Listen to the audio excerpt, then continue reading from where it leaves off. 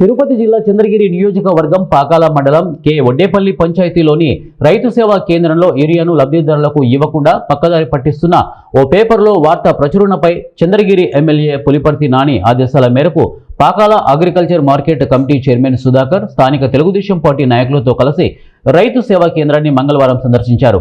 రైతు సేవా కేంద్రాన్ని సందర్శించి రైతులకు సరఫరా చేస్తున్న యూరియాపై సిబ్బందిని అడిగి వివరాలు తెలుసుకున్నారు.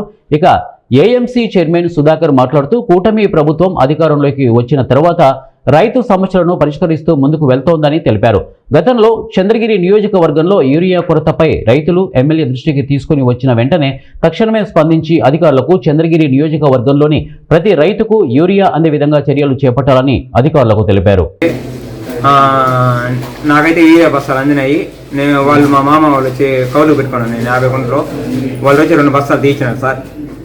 మళ్ళీ వచ్చి నేను తీసుకుని వెళ్ళిపోయినాక అక్కడ ఆవు బేరం చేస్తా అంటే అక్కడ వచ్చి ఎవరో ఫోటో పెట్టుకొని పెట్టినారు అంతే సార్. నాకైతే దానికి ఇంకేం సంబంధం లేదు సార్. ఫోటో పేపర్కి వేసినారు అనేసి అందరూ తెల్లారలేసి ఫోన్లు చేసి అడుగుతా ఉన్నారు. కానీ రాత్రి 7:30 వరకు ఇచ్చారు.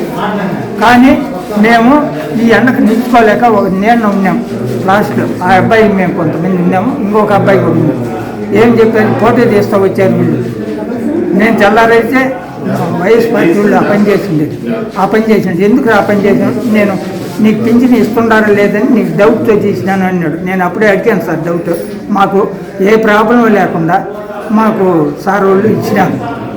ఒక్కొక్క మూట ఒక్కొక్క బస్తాకు 7 ముద్రలు అన్నీ ఆధార్ కార్డు పాస్బుక్ అన్నీ కంటిన్యూ తీసుకొని సంతకాలు తీసుకొని ఇచ్చినారు. వాళ్ళు మోసంతో ఇవ్వలేదు.